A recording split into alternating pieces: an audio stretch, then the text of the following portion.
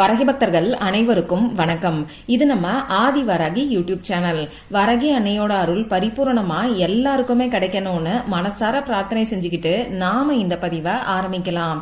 இன்னைக்கு ஜனவரி மாசம் 13ஆம் தேதி சனிக்கிழமை, மார்கழி மாசத்துல வரக்கூடிய கடைசி சனிக்கிழமை. அதிசக்தி வாய்ந்த நாள்னே சொல்லலாம். இந்த மார்கழி மாசம் ஃபுல்லா நம்மளால வழிபாடு செய்ய முடியலனாலும் இந்த மார்கழி மாசத்துல வரக்கூடிய கடைசி சனிக்கிழமை அன்னைக்கு இப்ப நான் சொல்ல போற எளிமையான வழிபாடை நீங்க செஞ்சாலே போதும். இந்த மார்கழி மாசம் ஃபுல்லா வழிபாடு செஞ்சதற்கான பலன்கள் முழுமையா உங்களுக்கு கிடைக்கும். இப்ப நான் சொல்ல போற ஒரு பொருளை உங்க கையில வச்சுக்கிட்டு இந்த வார்த்தையை மட்டும் நீங்க சொன்னாலே போதும். பணம் பல வழிகள்ல உங்களை தேடி வரும். பணத்தை வசியம் செய்யறதுக்கான ஒரு எளிமையான வழிபாடு பத்தி தான் இந்த பதிவுல நாம பார்க்க போறோம். இது என்ன வழிபாடு, இதை யாரெல்லாம் செய்யலாம், எந்த நேரத்துல செய்யணும்னு இப்ப நான் உங்களுக்கு சொல்றேன். இன்னைக்கு நமக்கு மார்கழி மாசத்தோட கடைசி சனிக்கிழமை. இந்த சனிக்கிழமை பாத்தீங்கன்னா பெருமாளோட வழிபாட்டுக்கு உகந்த நாள். அது மட்டும் இல்லாம இன்னைக்கு நமக்கு திருவோணம் நட்சத்திரமும் இருக்கு. இந்த திருவோணம் நட்சத்திரமும் பெருமாளோட வழிபாட்டுக்கு உகந்த நட்சத்திரம் தான். இப்படி பெருமாள் வழிபாட்டுக்கு உகந்த சனிக்கிழமைகள்ல, அதுவும் மார்கழி மாசத்தோட கடைசி சனிக்கிழமையில இந்த திருவோணம் நட்சத்திரம் வர்றது நமக்கு கூடுதல் சிறப்பு. அதிசக்தி வாய்ந்த நாள்னே நாம சொல்லலாம். பெருமாள் வழிபாட்டுக்கு உகந்த நாள்ல நாம நம்பிக்கையோட பெருமாளுக்கான வழிபாடுகளை செய்யும் போது நிச்சயமா நம்ம வாழ்க்கையில இருக்கக்கூடிய பண கஷ்டம் எல்லாமே படிப்படியா குறையும். பணவரவு அதிகரிச்சு நம்ம வாழ்க்கையில பொருளாதார முன்னேற்றம் ஏற்படும். அந்த வகையில பெருமாள் வழிபாட்டுக்கு உகந்த இந்த நாள்ல பெருமாளுக்கு நாம செய்ய வேண்டிய வழிபாட, அதாவது எளிமையான முறையில நம்ம வீட்டிலேயே செய்ய வேண்டிய ஒரு வழிபாடு பத்தி தான் இப்ப நான் உங்களுக்கு சொல்ல போறேன்.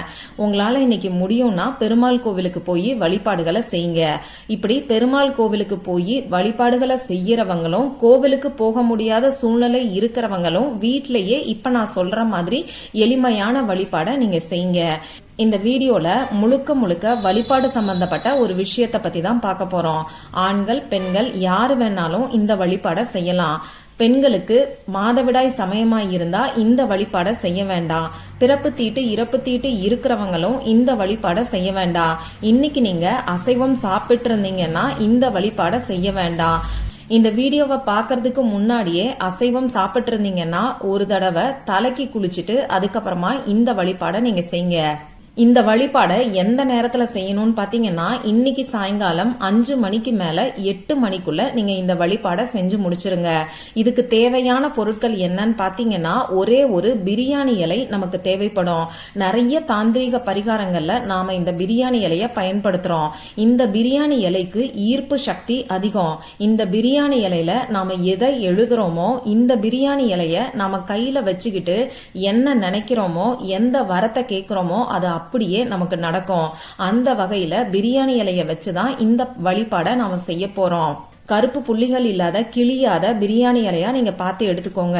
பிரியாணி இலை கிடைக்காதவங்க என்ன பண்ணலாம்னு பாத்தீங்கன்னா ஒரு ஒயிட் பேப்பர், கோடு போடாத ஒயிட் பேப்பரா பார்த்து எடுத்துக்கோங்க.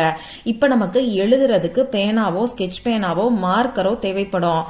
எந்த கலர்ல இங்கு வரக்கூடிய பேனாவை வேணாலும் நீங்க பயன்படுத்திக்கலாம். கருப்பு நிறத்துல இங்கு வரக்கூடிய பேனாவை மட்டும் தவிர்த்துக்கோங்க. பணம் சம்பந்தப்பட்ட பிரச்சனைகள் இருக்கிறவங்க எல்லாருமே இந்த வழிபாடை இன்னைக்கு நீங்க செய்யலாம்.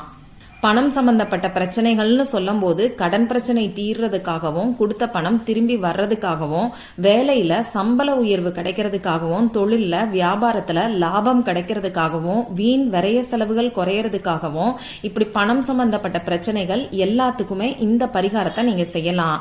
இன்னைக்கு இந்த வழிபாடை செய்ய முடியாதவங்க வேற எப்பெல்லாம் செய்யலாம்னு பாத்தீங்கன்னா ஒவ்வொரு வாரமும் வரக்கூடிய சனிக்கிழமைகள்ல இந்த வழிபாடை நீங்க செய்யலாம். அதே மாதிரி இதை தொடர்ந்து ஒவ்வொரு வாரமும் செய்யணுமான்னு சொல்லி கேட்டீங்கன்னா இது உங்க விருப்பம்தான். இன்னைக்கு அதிசக்தி வாய்ந்த நாளா இருக்கிறனால இன்னைக்கு நீங்க தவறாம செய்யுங்க. நிச்சயமா உங்களுக்கு கை மேல பலன் கிடைக்கும். சரி, இப்போ இந்த வழிபாடை நாம எப்படி செய்யணும்னு சொல்லி பாக்குறதுக்கு முன்னாடி ஒரு சின்ன தகவலை நான் உங்களுக்கு சொல்றேன். நம்ம சேனல் சப்ஸ்கிரைபர் ஒருத்தவங்க என்கிட்ட ஒரு ரெமெடி ஒன்னு கேட்டிருந்தாங்க.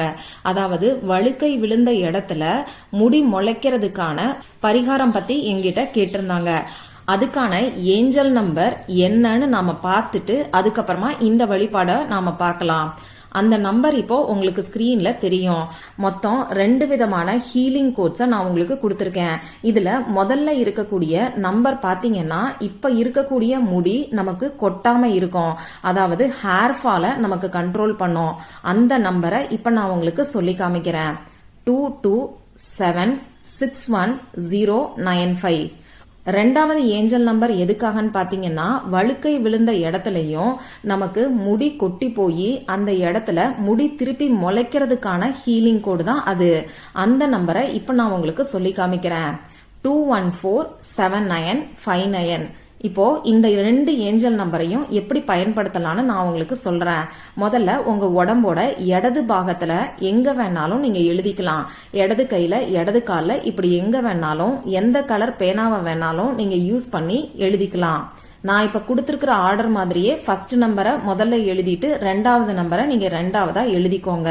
அடுத்ததா காலையில எந்திரிச்ச உடனேயே முதல் நம்பரை 5 நிமிஷத்துக்கு சொல்லிட்டு திரும்பியும் ரெண்டாவது நம்பரை நீங்க 5 நிமிஷம் உங்க மனசுக்குள்ளேயே சொல்லலாம். திரும்பி நைட்டு தூங்க போறதுக்கு முன்னாடி இப்ப நான் சொன்ன மாதிரி 2 நம்பரையும் நீங்க உங்க மனசுக்குள்ள சொல்லுங்க. இப்போ ஒரு சின்ன பேப்பரை எடுத்து இந்த 2 நம்பரையும் நான் கொடுத்திருக்கிற ஆர்டர்ல எழுதிட்டு இந்த பேப்பரை நீங்க தலைக்கு தேய்க்கக்கூடிய எண்ணெய் இருக்க பாட்டில்ல ஒட்டி வச்சிருங்க. இந்த நம்பர் வெளிப்பக்கம் தெரியற மாதிரி கூட நீங்க ஒட்டி வைக்கலாம். இதுல எந்த ஒரு தவறுமே கிடையாது. அதே மாதிரி ஷாம்பு பாட்டில்லையுமே கூட இந்த நம்பரை எழுதி வைக்கலாம். முடி நல்லா அடர்த்தியா வளர்றதுக்கும் நீளமா வளர்றதுக்காகவும் கூட இப்ப நான் சொன்ன இந்த 2 ஹீலிங் கூட நீங்க யூஸ் பண்ணலாம்.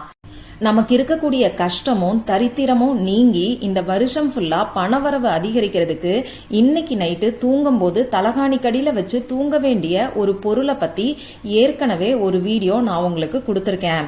அந்த பொருளை நாளைக்கு, அதாவது போகி அன்னைக்கு காலையில எந்திரிச்சு உங்க தலைய சுத்தி நீங்க தூக்கி போட்டாலே போதும். உங்களை பிடிச்சிருக்கக்கூடிய பீடை, தரித்திரம், வறுமை இது எல்லாமே நீங்கும்.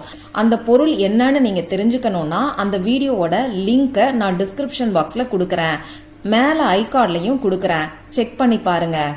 சரி, இப்போ அடுத்ததா இன்னைக்கு நாம செய்ய வேண்டிய அந்த வழிபாட பத்தி பார்க்கலாம். இப்ப நான் சொன்ன குறிப்பிட்ட நேரத்துல உங்க பூஜை அறைய நீங்க ரெடி பண்ணி வச்சுக்கோங்க. பூஜை அறையில எப்பயும் ஏத்தி வைக்கக்கூடிய விளக்க ஏத்தி வச்சுட்டு உங்க பூஜை அறையில இருக்கக்கூடிய சுவாமி படங்களுக்கு நீங்க பூக்களால அலங்காரம் பண்ணிக்கோங்க. பெருமாளோட திருவுருவ படத்துக்கு துளசி இலைகளால அலங்காரம் பண்ணிக்கோங்க. துளசி இலைகள் கிடைக்கலன்னா பரவாயில்ல.